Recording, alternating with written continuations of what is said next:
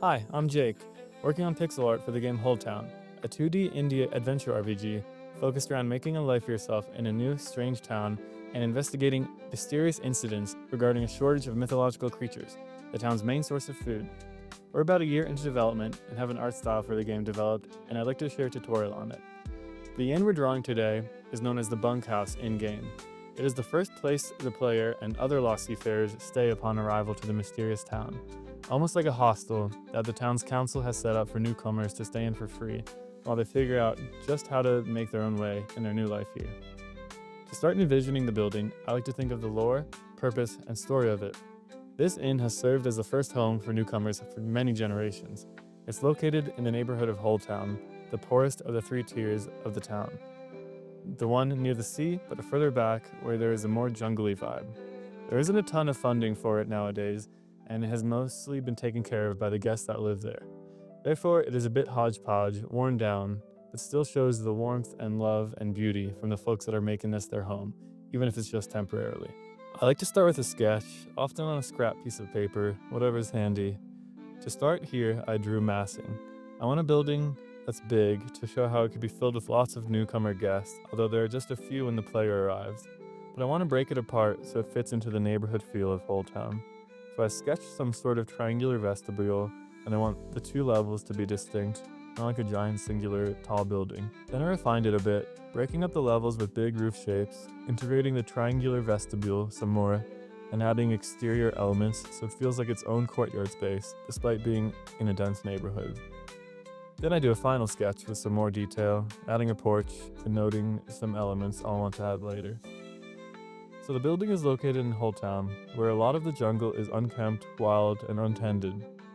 I want the inn to have that naturey language, so I'm getting inspiration from buildings like the Hobbit homes in the Shire from Lord of the Rings. These homes are built into the hillsides, very much a part of nature, with grassy meadows serving as their roofs, and just small walls with cute features around their front doors.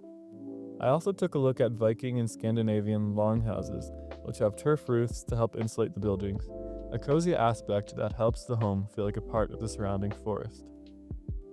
As I set up the proportions of the home from the sketch in Sprite, I like to use a player character model for scale. The building should be big, but not so big that it can't fit on screen, so I need to make it smaller than it would appear inside, something many 2D games do. So now I'll sketch the levels and roof sizes, as well as the outline of the entry vestibule. In architecture, giving entry thresholds to buildings serves many purposes. One, to visually establish where the entry is, making it easier for players or users to locate. Two, giving a transition space that allows decompression and establishment of the interior before entering a main space. And three, this way you can make a procession of spaces. For instance, this inn will have the big exterior courtyard, a smaller entry and entry vestibule, then the first floor of the inn, which will be a medium-sized space, big to small to medium. Next, I want the building to have a sense of revealed structure, which will also help add to the illusion of depth, which is important to think about when doing 2D art in video games. Placing timber columns in front of the main wall will help the entry vestibule feel like it's more part of the courtyard and welcoming, while the body of the inn is set back, more private and sheltered. Then I'll lay out other exterior elements like windows, placing a bunch that will help give the building a larger sense of scale than if I only placed 2 or 3 per level, for instance.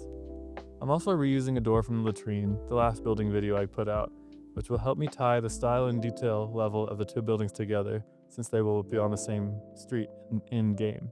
Now I'm going to start detailing areas, starting with the look of the timber structure. I want a warm, almost orangey color to emphasize the building's coziness. Something like this photo. Not too much detail in Sprite, just a dark outside to make it pop out a bit, and then a transition to a lighter center. This shows the material being hinted at without drawing it realistically, which pixel art is not suited for. Now let's start on the roof. I like the overgrown grassy mossy look from turf roofs.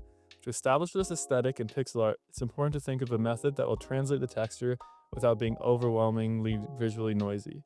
So I'm just drawing patches of grass with 2 or 3 different colors instead of hundreds of blades. Together, the patches and the droopy plant growth over the edge communicates the feel of overgrown plant life. Then I want to add flowers to give it a special, magical feeling that can also change if I introduce seasons into the game. These are just 3 or 4 pixels, but with a bunch, it can help elevate the aesthetic of the roof. Then I'll repeat it with different shading to differentiate the sides and top of the vestibule roof. Then I'll establish the texture of the vestibule wall. I want to use small planks of wood. A lot of planks will help the vestibule feel a bit bigger. Then I'm going to edit the door frame and door color to match the aesthetic of the inn, with the same timber frame surrounding the door and a green color to complement the grassy roof. It's important to create a unifying language for the building, even though there are many different parts and sizes of those parts. Then I'll add some shading. This is a good method to use to add depth to the 2D drawing. With shading, I can create the illusion that the timber frame is thick, sturdy, and strong, and that it comes out from the wall behind. I added a stone base to give it a feeling of a strong foundation, while keeping the stone random sized, showing how the inn uses natural material but in an unrefined manner, since it is in a poorer part of the neighborhood. Then I color in the rest of the timber and the grass texture to the other roofs, again using the material language established with the entry vestibule to tie the whole building together, even though it's broken up into different sized chunks. Then I chose a color for the wall, which I'll end up changing later. I initially thought light pastels would be fun, but I ended up going for a warmer, cozier, woodsy colored palette. Next, I'm continuing the method of breaking up a big element into smaller elements to give a sense of a larger size, with multiple panes of glass in the windows and greater detail without having to draw realistic amounts of detail. Then I continue the language of the vertical wood planks we drew for the entry vestibule, but I'm making them slightly bigger so it doesn't feel too visually overwhelming with tons of small planks, and to give the main parts of the inn a larger material language. I used 3 shades of the color to add some wornness and aging to the planks. Some large woody scratch marks and dark patches in the space where 2 planks meet. Next, I want to take a break and work on a smaller piece for a minute, the inn sign. I need this to communicate the purpose of the building without using text, as newcomers may not speak the common language. Plus, it has to be at a pixel art scale. So I use the moon and stars to show this is a place to go at nighttime, and then have the sign hung on wooden chains. Then I'll add shading onto the walls, again helping them feel set back and protected / removed from the public square, while also allowing the roofs to be the star of the show here. Next, I'll add more of the unrefined stone base and carry that material up onto the chimney. I want the building to feel more worn down, and I think the railings are going to be a good spot to do this. With darker spots, they can look further aged from weather and time damage. Then I'll add some parts where the top railings have broken and fallen down, but still acts as a barrier. Other parts of the railing I'll push downwards. Since the inn is cared for by the temporary inhabitants who aren't builders, it should show a sense of imperfection. I use the same methods to chip away and darken the larger timber elements here and there.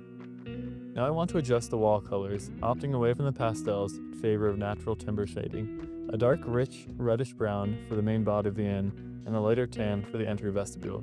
This helps keep them related, but with the vestibule feeling lighter and more approachable, and the main body of the inn feeling warm but a bit more private with its darkness.